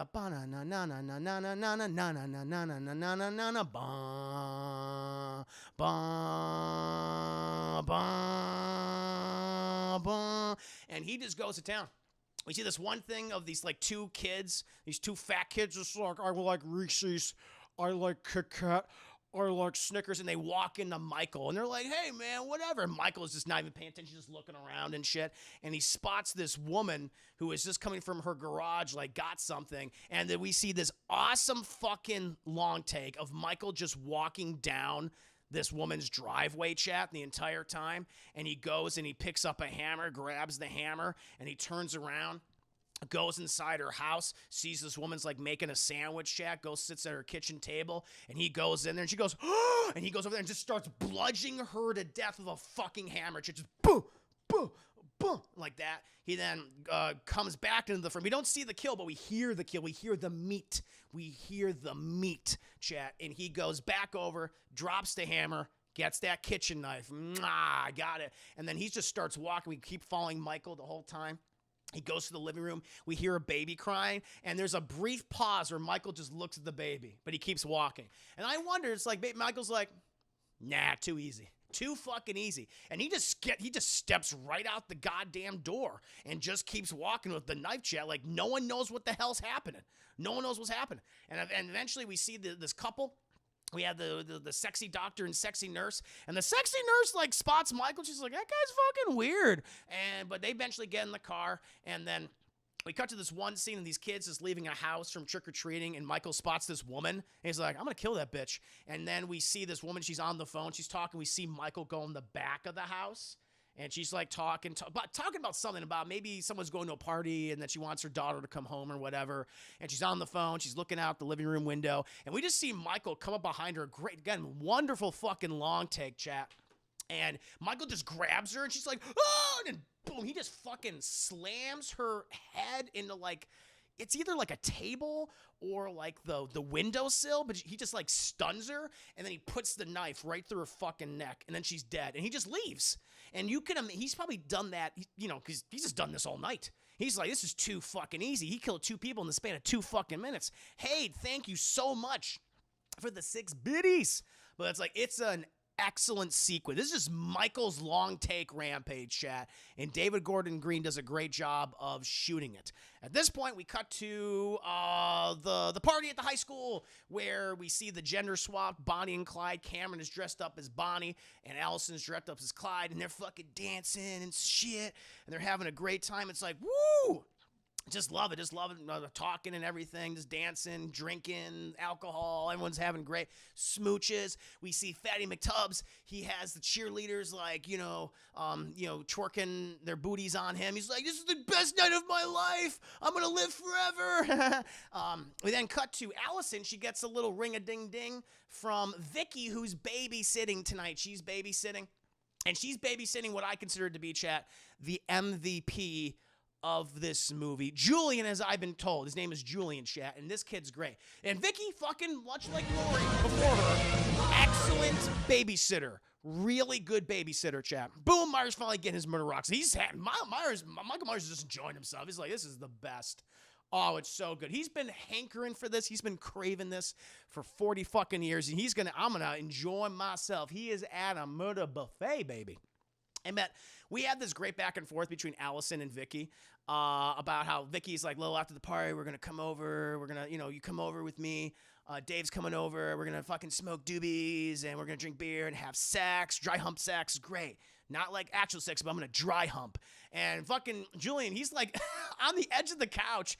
And like, you ain't fucking dry humping in my house. You ain't doing that. I want to hear nothing about that. I'll tell my mama on you. And she's like, Julian, why are you talking this way? You were like my favorite. And then you got lame. And he's like, I'm the best. I'm the best. You know, I mean, I want to be clipping my stinky nails right now. I don't want to be doing that. And back in the day, you were cool, Vicky. You were pretty cool. What the fuck happened to you? And she's like, come on, Julian, come on. You know, you keep talking this way. You're going to go to bed. You're going to bed. You send me to bed. I'm Julian. You ain't sending me to bed. She's like, you got to go to bed right now. And he's like, fine. Fine. I'll go to bed. And so, but I love the reporting back and forth. Vicky and Julian, really funny. He goes up to bed, chat. And he's there, and Vicky talks to him. Vicky's so good because she's like, go up to bed. I'm not gonna see you. No, she tucks him in the bed. She's a great babysitter.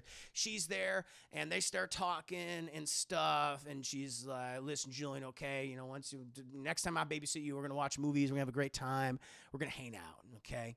You're like my top 5 of my kids I babysit. You know, top 5, huh? And she goes, yeah. And she smooches. She's a little smooch. She's a little mwah. You could tell that Julian has the hots for Vicky, and who fucking wouldn't? Vicky's a beautiful girl, Chad. Beautiful girl, but just a little mwah. And he's like, hell yeah. He's loved it. And she goes to the door, and she goes, Julian, I lied. You are my favorite kid I babysit. And he goes, goddamn right. And then she goes downstairs. But then fucking Julian, he starts looking around his room. He starts looking at his closet and he goes, what the fuck is that? And it looks like something or someone is just standing in his closet, just like, I'm staring at you, Julian's like, what the hell's going on there? Eventually, we cut back to the party. Allison finishes talking to Vicky, and she goes looking for Cameron. But Cameron and Fatty McTubbs, they've been drinking and stuff. And then Allison spots fucking Cameron smooching and getting handsy with a furry. And she's like, oh my God, Cameron's cheating on me with a furry. And like like kisses. And then Cameron's like, oh, Allison, I didn't know what you saw, but it's not what you think. She's like, I know what I saw. And she's like, no, Allison, come back. And she's all like, you know, distraught. Because you would be, Chad, when you see your boyfriend who you introduced your fucking family to the day before, and he's kissing up and, playing grab ass with a furry. I'd be a little like, what the fuck's going on here? What the fuck? I'd be a little distraught. I'd be a little pissed off. A lot of things were going, for me today. And all of a sudden, this bomb has been dropped. Did not expect it. And so he goes over there, and he's like, I don't know what you saw, but listen, I know you get all, haughty and angry at things you think you saw. She's like, I saw what you were doing with Tigger over there grabbing her ass. He's like, it's not what I did, okay? It's like, no, it's not how it happened. And then when her phone starts ringing, like it's Vicky calling her back or something, he's like, you know what you don't need phones. You don't need phones. And he puts the phone in the pudding. She straight up drops it in the pudding. Yeah, pudding phone. And she's like, what the fuck? I love how exasperated she is. And he's like, oh, shit. Someone put your phone in the pudding. I'll get it out for you. And he starts trying to get it out. And she's like, she just leaves. And Fatty McTubbs, he chases after her because he sees this, and he will not stand. He will not stand for Allison to be disrespected by Cameron, chat. No siree. Eventually, we cut to Laurie, who is patrolling the neighborhood in her car, looking for Michael, chat. And she is very concerned. She's just spying everyone to see if anyone has like a white mask on. Nope, Ghostface. Oh, no, Jason Voorhees. Nope, not Michael. Okay, we'll go. I'm still going to search. Eventually, we cut back to Vicky, the babysitter, chat. She's there. She's cutting up some food and stuff for the morning because she wants to make sure her favorite boy that she babysits, chat, Julian, has a nice, healthy breakfast. Vicky is the MVP of babysitters in this movie, chat. She does a good job, okay? And you like her. Eventually, she hears a knock on the door, and it's her boyfriend, Dave, who we met earlier in the movie, and he's dressed up as the Scarecrow from The Wizard of Oz. And they have this really cute conversation. She's like, hey, I fucking brought doobies, and this is my horse, Alan. And she's like, hello, Alan. Yeah. And she's like, she kisses Alan, and they're like having a nice conversation stuff. And he's like, hey, I just wanted to let you know I've marked a special occasion because tonight we're going to do it. And she sees something on his shoulder, and she goes, that is so lame. He goes, yeah, but I'm pretty cute. And she goes like, I'm going to dry hump the fuck out of you. And then we cut to them dry humping on the couch and just going at it. But then she hears something. She like hears something weird. And she's like, did you fucking hear something? I think it came from outside or whatever. And he's like, what? I didn't hear nothing. What?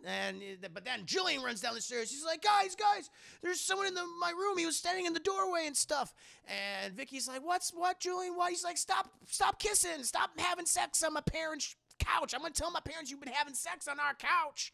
We don't want no stains on there. And he's like, God damn it, I'm coming. Jesus. He goes, I know you are. He's like, shut up, Dave. And she goes up there, a little Julian, to check the room, and she goes inside there. And meanwhile, Dave, he's just like hanging out and stuff. Just goes outside, smoking doobies and stuff. Goes to the garage where he's like, whoa.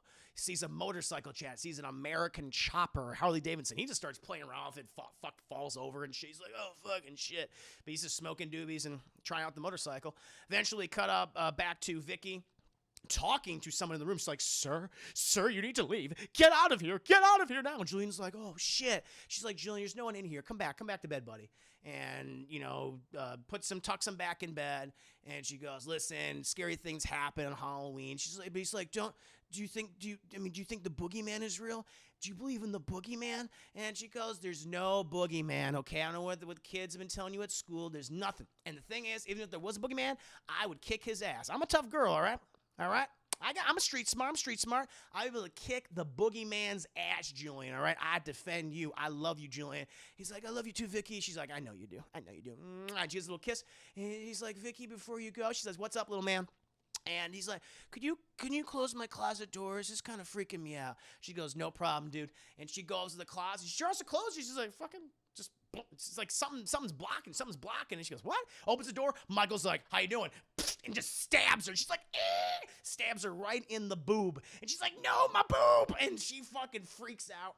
She like punches Michael in the face, and she starts throwing shit, and Michael's like, ow, I didn't expect this much resistance. And Julian's like, oh, Julian fucking runs the hell out of there, Chad. And he's like standing by the stairs like, oh shit, Vicky, run. And Vicky's like, my boob. And she starts running, Chad, but then she slips on her socks. She got them slippery socks, and they just wax the floor. She's like, oh! And she's like, no, Vicky, get up, bitch, get up. And she's like, I'm trying, Julian, I'm trying. But then Michael grabs her by the feet, Chad, and he starts pulling her. And he's like, I'll be right back, Vicky. I'm going to go get help. And so he runs down the stairs as Michael just starts going to town on Vicky. Just stab. Gets the other boob. Eventually, Dave's like, what the fuck's going on, Julian? What's going on? He's like, fucking Vicky's getting killed. Don't go up there, Dave. You're going to fucking die. and this is the last time we see Julian in the movie, chat, but I love that his last line is, Dave, if you go up there, you're going to fucking die. And Julian exits. Julian survives. If they bring him back in the other movies, like I hope so, he'll probably be like a lot older looking, but I really want him to come back because he has a scene-stealing season. He is so good in the movie. He's so fun. That's what I'm talking about, Chad. That's what I'm talking about earlier, where we don't spend a lot of time with Vicky or Julian, but you're already so enamored and gendered towards them because they're just fun to be around. Like, they're just good people. It's like, oh.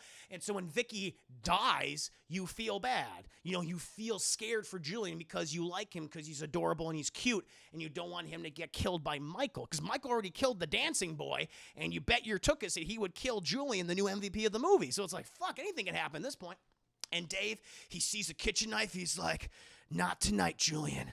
Not tonight. And so at that point, we cut, and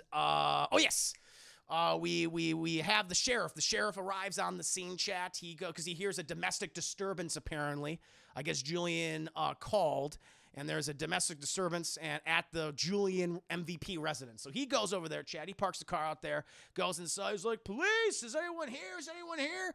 He goes up the stairs, sees all the blood right there in the landing, Chad. Vicky's blood. Goes inside the room and sees this person sitting there, again, like the original movie, chat, with a sheet with eye holes cut out, looking like a ghost. Pumpkin's also in the in the fish tank. He goes over the chick, like, is that fucking Michael? Takes the sheet off, but it's this Vicky who's been just disemboweled at this point. It's like, no, Vicky. And later we cut to Laurie, who has a police scanner, and so she's listening to to any reports to see if Michael's nearby. And she gets there right as the sheriff pulls off the sheet, and she parks her car. No, she just stops in the middle of the road, and she just comes out there and starts waving her gun like, "Get the fuck out of here! Everyone, get the fuck out!" Everyone's like, "Whoa, Laurie Strode's gone crazy! It's happening!" And so they all part. And she looks at the house where she sees the sheriff upstairs looking at Vicky. And then in the very next room chat, she sees Michael staring right at her. Doing that like, wait a minute. Is that the fucking bitch that left those keys on my porch? That is her! And she's like, Michael, boom! And she shoots off this hand cannon, chap. But it was his reflection. He was looking into the mirror. And she's like, damn, and the cop hears this. She's like, whoa. And he turns around and he sees Michael walking. Michael just like, I'm just going to walk down the stairs. And I got plenty of time. I got plenty of time. Time for me. And fuck, the sheriff just, he's like, Michael! And he just immediately starts shooting. He starts shooting. He goes down the stairs, kind of slips in the blood a little bit because there's so much booby blood everywhere. A lot of booby blood. He's slipping and sliding. And then Michael, he's going out the back way. And then we see Laurie. She comes around and she points the gun at Michael and boom, and she gets him right in the shoulder. But he continues off. Eventually, the sheriff, he walks down the stairs and he finds the body of Dave, who's been impaled via the neck, or maybe the back of the head, I forget, head area, into the wall, chat, dead. Dave has been killed. And we see what his tattoo was, and it says 10/31/18. So it's like, this is the day I'm going to have sex and die. So it's perfect. Nailed it. They nailed it. R.I.P. Dave. And so he's fucking dead. Eventually, the sheriff, he comes around the corner and fucking Laurie just goes, man, she hits him. He's like, Laurie, what the fuck? She goes, I'm sorry, you shouldn't scare me like that. He goes, where is he? I think he took off. And so at this point, it's like, okay, now we know that now the neighborhood knows that Michael Myers is around here killing all these people. And they're like, okay, people, they're putting in a mandatory curfew. Trick-or-treating, Halloween is done. Get your kids to your homes. Lock your doors. Lock your windows. Do what you need to do. Michael Myers has fucking returned. It's like, it's bad. Eventually, Loomis 2, he arrives. And he's like, the evil world has gone. And Laurie's like, oh, you're like Loomis, except not. And he goes, I am indeed. He's Laurie Strode. And they have a nice little conversation and stuff. The attorney general's there. And he's like, listen, we got to use Loomis 2 to track down Michael. I've been talking to the guy. He's been working with him for like fucking 20 years. He knows a lot about him, knows everything about him. He's a valuable asset, okay? We got to use him, Sheriff. Sheriff's like, okay, I'll take Loomis 2 with me. Eventually, Laurie Strode walks up, and she's like, we should have done more. We should have done more prepared this day. And he's like, Laurie, what are you talking about? She's like, every day. Every day I prayed that he would escape. And he's like, why? So I could kill him. So I can end the evil. And he's like, well, that was a pretty stupid fucking prayer. And he was right. He is right, Chad. It's true. Eventually, we cut to Fatty McTubbs and Allison. They're walking home from the dance. And Allison, of course, is upset that, that Cameron was groping a tiger, a furry, chat. And Fatty McTubbs is like, Allison, I just want to tell you something. If Cameron can't appreciate you, then he's a loser. You're like the smartest, prettiest, best girl that I know. And I want you to know that. And she's like, thanks, Fatty McTubbs. He goes, yeah. Hey, I know a shortcut that can get us home quicker. Let's go shortcut. She's like, yeah. Eventually, we cut to the sheriff and the doctor. They're talking. And the doctor's like, listen, I don't want you to kill Michael. I just want you to capture him. He's my patient. And the sheriff's like, yeah, fuck that. If I find him, I'm going to fucking run him over with my car. He's like, I really hope you don't run him over with your car. I would not appreciate that. He's like, I'm going to do it. And he's like, hell. But eventually, they all pull up because Laurie's there, too. And they all pull up in front of Karen and Peanut Butter Dick Dad's home. And because they tell her, and then Laurie walks up there with the police, and Karen's like, what's going on, Mom? She's like, he's back. Michael Myers is back.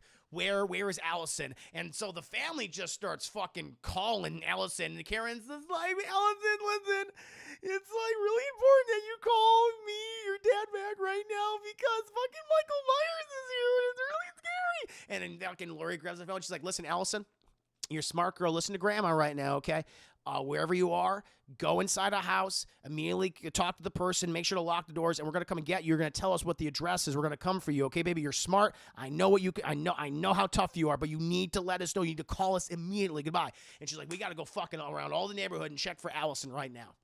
Eventually, we cut back to Allison and Fatty McTubbs, where they're going over like this huge backyard, this super tall like fence. And like Allison, she's got like, she's like, I'm scared to jump. And he's like, I got you, Allison. And he like holds her hand and she jumps down. He's like, yeah, we fucking did it. She's like, yeah, we did.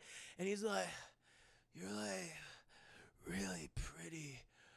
And she goes in for a kiss and she's like, what the fuck? And she like punches him. He's like, what? I'm sorry. I thought you were like coming on to me and I was coming on to you and we were having a moment. She's like, really, dude?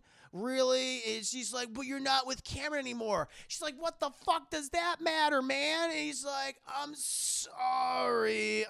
When I drink, I get horny and the cheerleaders, they were like twerking on me and I got really horny and I don't know what I'm doing, Allison. She's like, okay, Fatty, I'm going to talk to you tomorrow. Goodbye. He's like, Allison, I can't get up. I'm like a turtle. I have too much beer in my tummy. And she's like, goodbye. And he's like, oh, man. And she climbs over a fence and she gets out of there. She's like, fuck this. I'm done.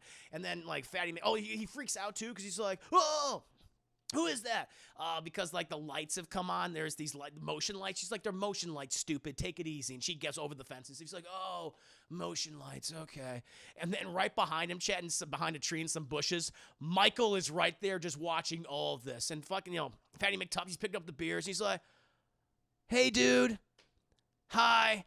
Sorry. I don't, mean to be in your backyard or anything. Just, have you ever had like your heart broken by like a girl? And Michael's just, what?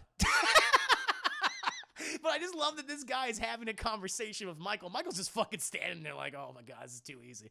He's like, yeah, man, like I really like this girl. And then we were at a dance, but I think I messed it up, man. I don't know if I can fix it. I'm going to try to fix it, man. I just need to get sober, man. I got to get sober and I'm going to talk to her and tell her how I really feel and be like a better person. You ever had that, man? Michael's like, I'm going to stab you. And eventually he's like, all right, man, I don't want to, I'll go. And then like the lights go off and he's like, whoa. And they come back on and the guy's just gone.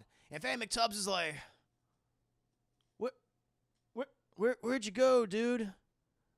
Oh shit, there you are. Michael's like about 10 feet away from him at this point. He's just staring at him. He's like, all right, man, I don't want to bother you. I'm sorry. I didn't mean to be on your property. I'm just gonna take my stuff and I'm gonna go. And then the lights go off again. And the guy goes, oh, shit. And he gets up. He stands up and shit. And he waves the lights. And Michael's gone. He's like, what? And he turns around. Michael's right in front of him and goes, and he goes, ah! And he stabs him in the boob too, Chad, because he's got some what we call moobs. Stabs him in his boob area, his moob area. And she's like, oh, fuck, my boob. And he's fucking just takes off running. He's just like squealing, Allison! Allison! Allison, help me! And he like goes over the fence, but because he's dressed up as like a devil, as a demon, and his fucking cape gets caught. And he's like, Allison, someone's trying to kill me! And Allison's like, well, fuck off, Fatty McTubbs. He's like, Allison, like really, he's coming. He's fucking coming, like right now. And then Michael's like, come here, piggy. Eventually, Michael comes up behind him and goes, just stabs him right in the back or right in the throat. He's like, no! And then Allison's like, whoa, and she like runs back. She's like, Fatty, are you okay, Fatty? And she sees Chad that Fatty McTubbs is dead, but he gets really fucked because the fence is super pointy. And when his body gave way, when just like after he died, the thing went through the bottom of his throat, and so the spiky fence pointy thing is sticking out of his mouth. And she's like, holy fucking shit, Fatty! And then Michael's like, hi. And she's like, and she fucking takes off running. She's like, She is running her ass off, and she just starts screaming, "Somebody help me! Somebody help me!" She's just like screaming. She goes to the nearest house, and she starts banging on the door, like, "Somebody help me!" And the lights come on. And in this case, a little different than the original 1978 film, where Laurie does the same thing. No one's like, "Get the fuck out of off my property." But these people help her, chat. They open the door, and they help her, and they give her some cocoa or some tea. And they're there for bringing her a blanket, and they're just comforting her the whole time, which I really did appreciate that. That was a nice look. Oh, look at that. Circumventing the trope of the neighbors not giving a shit. They actually gave a shit. Chat. Moobs or mitts? Ooh, I never thought of that one. Mitts, not bad. Not bad. But where are they? Oh, yeah, at this point, so Allison's been chased, and oh, yeah, we cut to the Laurie's home where she's with Karen, and she's with Peanut Butter Dick Dad, and she goes down to the basement, showing them all this stuff. And the dad's like, "Holy fuck!" And Laurie just starts grabbing guns. It's like, "This handgun. I always prefer a good fucking revolver. Here's a rifle, good stopping power, shotgun. This is fucking tactical. Okay, this is tactical inside the home. This is really good." And she's like, he's been waiting for this night for 40 goddamn years. He's been waiting for me. This is what it's always been about. He's wanted this, and I've wanted this too. And they're like, "You're fucking crazy." She goes, "I know." Thank you. Got a new follower here, chat. Thank you. Ooh, what does it say? Milady? Mille Guadalupe. Mille Guadalupe. Good name. I like that name. Guadalupe. Absolute pleasure to have you. You're my new Huckleberry. But eventually they get a little ring-a-ding-ding. The sheriff's department have found Allison and that like neighborhood. So they're gonna go get her. And they're like, "Okay, great. They're gonna bring her back here. Can't wait for that." And so the sheriff arrives there with Loomis 2, Dr. Loomis 2. They pick her up. They pick up Allison. They put her in the car, and they just start having a conversation. She's like, "It's fucking Michael Myers. He's back. He killed my friend Fatty McTubbs, and I'm really sad." And he's like, "Do you know where he is? Do you know where he is? We're gonna take you back to your family, but where did you see him?" He's like, "I saw him like around here." And he's like, "I'm gonna hit him with my car." Loomis 2 is like, "I told you not to hit my patient with your car." He's like, "I'm gonna do it." And so as they're driving, Michael's just walking down the street, just, doing his thing.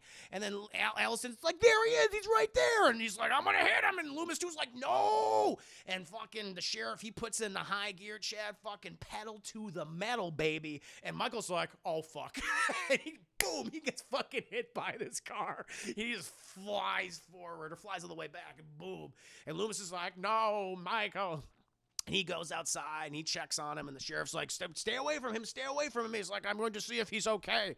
And he checks his pulse. "He's dead. You've killed him. He's dead." And he's like, "Move away from the body. I'm going to make sure he's fucking dead." And then we see the doctor, and here's a big fucking twist, Chad. We see he has this pen he always uses, always fiddles around with in the movie. And he presses this button on the pen, and a huge fucking scalpel comes out of it. And he turns around and stabs the sheriff in the neck. The sheriff's like, and then the doctor starts like, just starts stabbing the shit out of the sheriff, chat. And Allison's like, "What the fuck is going on?" And then we cut, and the sheriff is like bleeding out and stuff. And then the guy like cleans off his little scalpel dagger pen thing, puts it in his pocket. He's like, "So that's what it feels like, Michael. That's what it feels like." And he touches Michael's face. You can feel the breath on. He's like, "Michael's fine." And then Allison's like looking around like, "What's going on?" And then the doctor pops up, and he's wearing Michael's mask. He's like, "What the fuck?" And we see that the doctor, Loomis 2, he's dragging Michael's body, opens the door. He's like, "Move over, make room for my patient." And he puts Michael in the back of the car, he throws the mask in there, and he goes to the front. And she's like, "Why are you fucking doing this?" He's like, "I have tried to understand Michael for so long, for so many years, and I can't let anything happen to him. He's my life's obsession. Loomis thought he was evil, but he is the pathway to evil, to truly understand evil. And if I understand evil, I am God." And she's like, "What?" And this is a unique opportunity.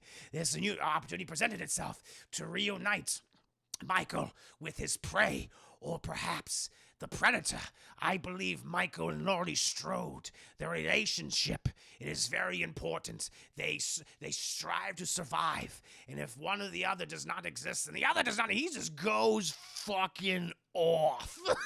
About this shit. Like how he's like, what drives Michael is the desire to kill Laurie, and Laurie has this drive to kill Michael, and I'm gonna put these two fucking people together so they can kill each other, and so I can just watch it and observe it. And she's like, okay.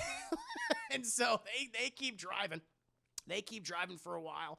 And Allison, she's getting concerned because Michael's in the back of the car, and there's no stopping Michael from just beating the shit, just killing her. Straight up murdering, strangling, all that stuff. And eventually, she's like, listen, if you let me go, I'm going to tell you what he told me. He's like, because that's the thing. The doctor keeps going on about, Michael, he's never spoken a word in 40 years, never said anything to Dr. Loomis, has said anything to me. I wish to know his mind. I wish to know him as a person, to truly understand him. And she's like, he said something to me. He said something to me when he killed my friend. He was like, you must tell me. What did he tell you? And she's like, let me out and I'll tell you. He's like, no, tell me now. Tell me now. And she's like, he only said one word. And she's like, fuck! Because Michael has gotten up. He's put the mask back on. And the doctor's like, Michael, my son, my beautiful patient, you're alive. Michael's like, fuck you. And he immediately slams on the grate that, separates, the back passengers from the police up in front. And he slams on that, forcing the doctor forward, crashing into the wheel, and basically spitting out the car. Meanwhile, we cut to a really fun comedic scene between these two police officers who are guarding the Laurie Strode compound. They're like right outside, and they're having this conversation about like dinner and sandwiches. And this one cop is like, I eat a banh mi sandwich. And the other cop's like, what is that? What's a banh mi sandwich? Well, it's like a typical sandwich, but it's Vietnamese.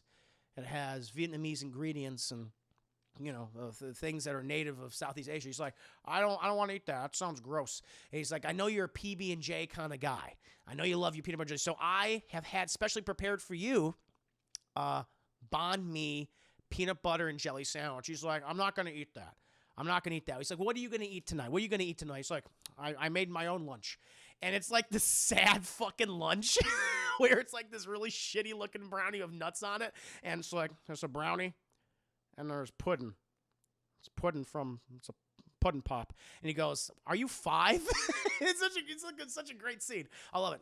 And they're eating their shitty lunches, and they see like the one car has spun out. And that was like, oh, that's fucking weird. You see, and that looks like the sheriff's car. What's going on over there? Well, we're gonna find out. Meanwhile, we cut, and Michael has broken out of the car, grabs the doctor, is dragging him. Allison just gets the fuck out and runs because she is near the Laurie's house and compound. She just fucking takes off running in the woods, and fucking Michael, he just drags out the doctor, and the doctor's like, Michael, say something. Say something. And Michael just looks at him and goes, nope. And he brings down his big fucking foot, and the guy's like, ugh, and just squashes his head, chat. Brains everywhere. It's like, oh, what a way to go. But Loomis, too, chat, evil Loomis, if you will, is dead. And so the cops eventually arrive on the scene. They finish their banh mi sandwiches and pudding pops and brownies, shitty-looking brownies, and they get out and are like, Sheriff, is that you? Oh, shit, we got a man down. Loomis 2 is down, folks. They don't even know that Loomis 2 is evil, and are looking around and shit, and Michael just ends up behind him. Ooh, what's going on? What's going to be happening? Eventually, we cut to Allison, and she's just still running in the fucking woods, chat. She doesn't know where the hell she's going. Eventually, trips over some stuff. She ends up on Laurie's gun range, where she sees all these, blasted out faces of these mannequins. Looks very similar to Michael Myers. She just starts screaming at this point. Eventually, Laurie and it was Laurie and Karen and Peanut Butter Dick Dad. They're in the house, and they're like, okay, this is weird because they haven't seen the police yet, but they're waiting. They're doing their thing. Oh, that's the thing. Yeah, Karen, she goes to her room and she starts, reminiscing about certain stuff. And Laurie tries to connect with her again. They have like a conversation. And Laurie's just like, listen, I know I've been the best mother, but I've tried my best just to keep you safe. and peanut butter dick dad safe, and our granddaughter to keep, my granddaughter safe. I love her. I love you. And she was like, I know, Mom, I know. It's just, and she's like, I know this wasn't the ideal childhood for you. Meanwhile, we cut to peanut butter dick dad, and he sees that the police car has arrived, and he just sees it because the lights are going off and stuff. He goes, oh, are you guys back? Do you have any word on Allison? He goes out there, and he, like, goes up to the car. So, like, da, da, da, da, da. And he's like, hello? And he looks in, and it seems like a pumpkin inside there. He's looking in. And he's like, what's going on? He opens the fucking door, chat, and we see the one cop is just fucked. He's got his throat slit, stabbed to the fucking face. The other cop's head has been basically, gutted, looking like a pumpkin, chat, eyes gouged out, and the flashlight's been rammed up the neck part to make it illuminate. It's fucking horrifying. The dad's like, oh my God. And then Michael's like, I like peanut butter, and comes up behind him and starts strangling peanut butter dick dad. No! And he's like, and he kills him. Snaps his neck, chat. Oh my God. Peanut butter dick dad. Fucking, they hear the commotion outside. Laurie sees this. Karen's like by the stairs. She's like, is my husband okay? And Laurie's like, would you be upset if I said no? And she's like, Michael is here. He's here. Because Michael's like, I remember you. You're the fucking bitch that left those keys on the porch. Come here. And so Laurie just starts locking everything down. She's like, go into the dungeon. And so Karen goes down the dungeon. She locks that up. She's like, Mom, what are you going to do? She's like, I'm going to fucking end this. I'm going to kill this son of a bitch. I'm going to do what I should have did 40 fucking years ago. And 4 films ago. And so Karen stays in the dungeon, chat, and lock it up with the island right there. Laurie goes over to the door, puts all these things on, looking through all that shit, turns around, boom, Michael Kool-Aid Man's through the door, grabs her and shit. He just grabs her fucking face, and they're fighting, and Jesus, all that stuff. And he just starts slamming her face into the door like this.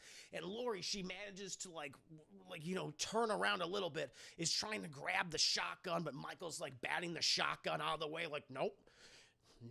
And eventually, Laurie gets it up there, and he goes right above his fingers, blows his fucking fingers off, Chad. Like, I think it blows like the pinky and the ring finger like right off. And he's like, oh! He has a bad reaction to that, and he just fucking leaves at this point. And he's like, I am not dealing with that. No fucking thank you. Eventually, where are we now at this point? He loses his fingers. And Michael eventually, that's when Laurie, she's like kind of fucked up in the head because she got a little concussed. She opens the island. She goes down there with Karen. She's hiding in there while Michael bashes through the door, and he gets inside the house. And he's like walking around and stuff, kitchen knife in hand and everything. But Laurie's like tracking him because she's like, okay, I know he's above me. Boom, and she shoots, and clearly she hit him or hit something because Michael's like, what the fuck? The floor's attacking me. Like, Michael's now got to contend with the floor, not what he expected. It sounds like he falls over, and there's nothing. Like, that was weird. And eventually they wait a couple of beats, and then, she's like, I got to go out there and find him. I got to see where he is. And Karen's like, Mom, no, Mom. She's like, stay down here. Opens the island. She closed the island again.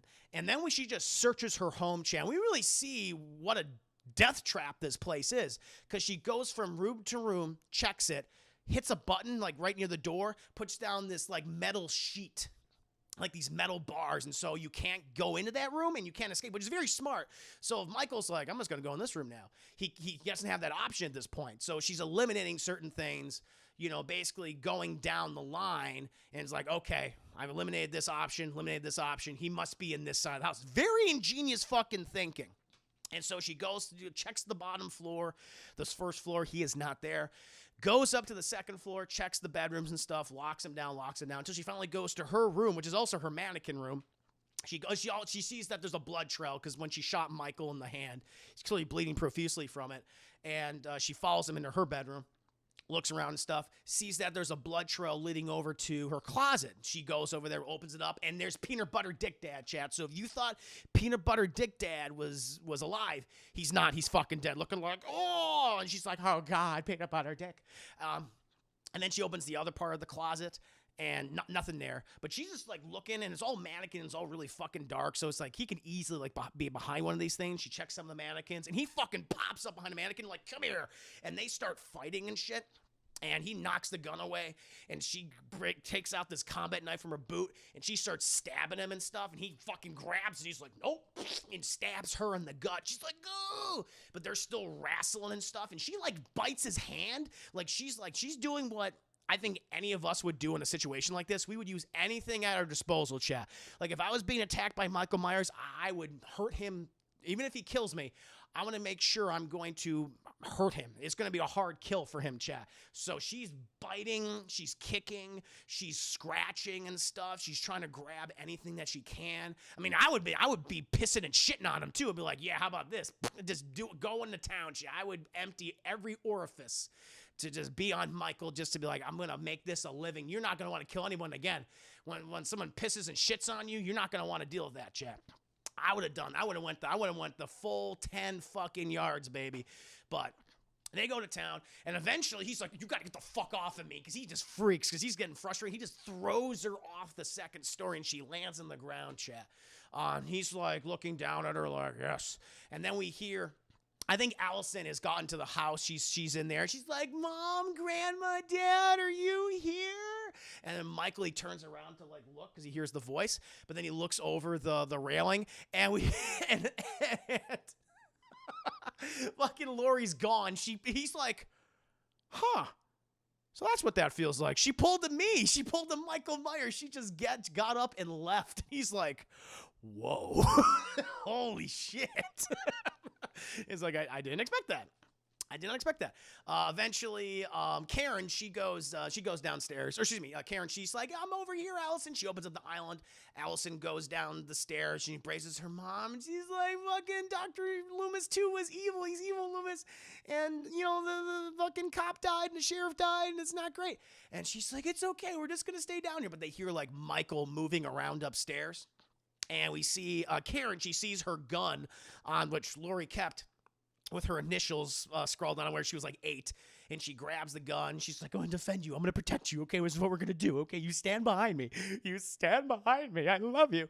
And then she's all like, oh, Mom, I can't do this. I'm not as strong as you. I just can't. I'm sorry. And Michael's like, aw, hell yeah, easy fucking pickings. And she's like, hey. And she's like, got you, you fucking piece of shit. And he's like, what? And then boom, he gets shot. And he's like, what the fuck?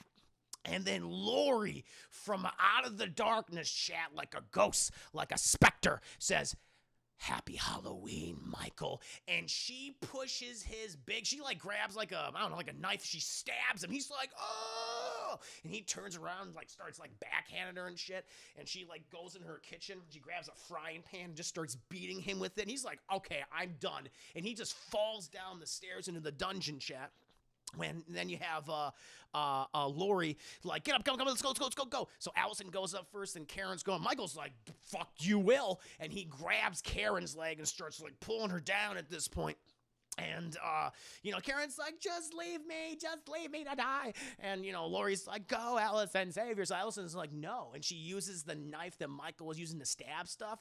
And she starts stabbing the shit out of Michael's, like, stumpy hand. He's like, my stumps. And he's very upset about that. Because I imagine, like, his stumpy hand already hurts a lot because he lost the fingers. But when you start stabbing the stumps, not great, chat. A lot of exposed, nerves and bone and shit. I think it'd be painful. And so they fucking kick him in the face.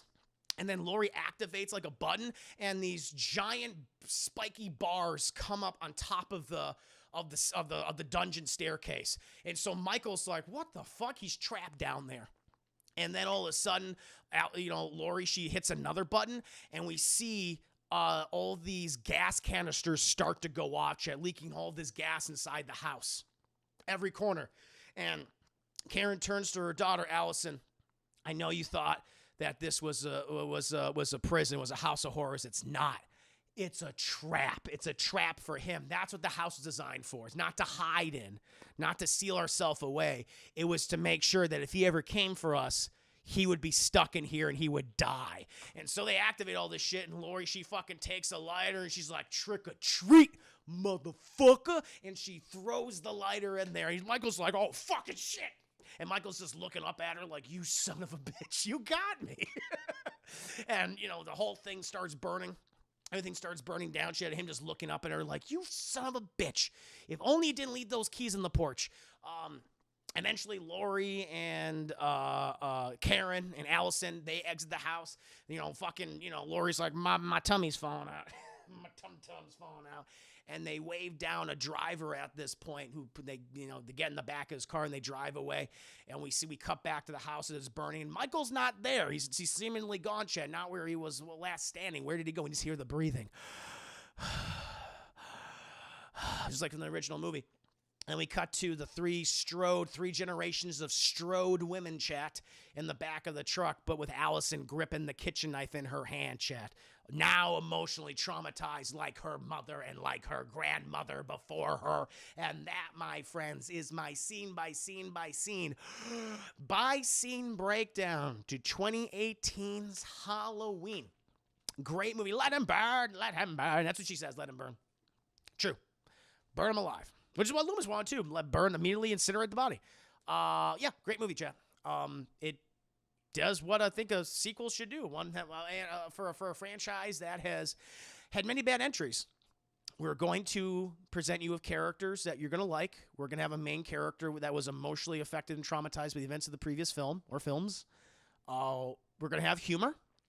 And we're going to make the bad guy threatening and scary again. And they accomplish this in spades. So, yeah. It's great. It's a great sequel.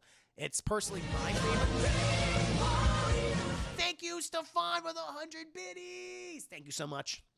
Appreciate that. Thank you, Summer Baby. Thank you, Given Soul. No, thank you guys for all the kind words. It means a lot to me. You know, I love doing these reviews. But yeah, Chad, it's a full price. I really like the movie a lot. I'm trying to think of like any criticism I have. I mean, I don't know if I have any criticisms, personally. Nothing that really stands out to me. I mean, it's well paced as well. I mean, if anything, it's at the same time that I said years ago. It's that this could have been the last movie. You could have we're gonna end it here. We kill him, but you know, it kind of ends on a cliffhanger. So we're gonna see what happens. Halloween Kills. Hopefully, it lives up to this one. You know, and they got the other one on the horizon too. Halloween Ends. So I'm looking forward to it, chap. But I really like it. Full price for me. Full price for me. Peanut Wall Meat. Okay, so during that whole review, I was trying to figure out where I saw Peanut Butter Dick Dad from. I knew it was him doing something goofy. I found, Peanut Butter Dick Dad. Hell yeah. What's he doing here? Oh, Lord. Oh, Hocus Pocus. Oh, it's a ad. What's this from? Nobody beats me because Oh, it's like an ad within a TV show. Oh, he's in Seinfeld? Oh, that's hilarious. Oh, so he's a working actor. That's cool. Hey, Peanut Butter Dick Dad Chad, he tried, but he didn't make it. He didn't make it. But there you go, my friends. So glad you guys enjoyed the review. Tomorrow, I will most likely do Boo, a Madea Halloween, but I might end up doing the horror film, The Mutilator. Because that'd be funny. I'm realizing that would be a pretty funny review. Because I recently put up the video version of my commentaries. Like, this might be a fun movie to talk about. I don't know. Yeah, from Seinfeld. Yeah, from Seinfeld, exactly. But yeah, if not Boo, I'm a Madea Halloween, then definitely The Mutilator. Should be fun. But now, my friends, I'm going to take a brief break, and I'm going to come back, and I'm going to be playing some of that Back for Blood. We're going to do a nice, long multiplayer shenanigans session. Actually, you know what? I'll switch that over as we speak. Give me 1 minute. In the meantime, chat, look upon Michael's lovely face.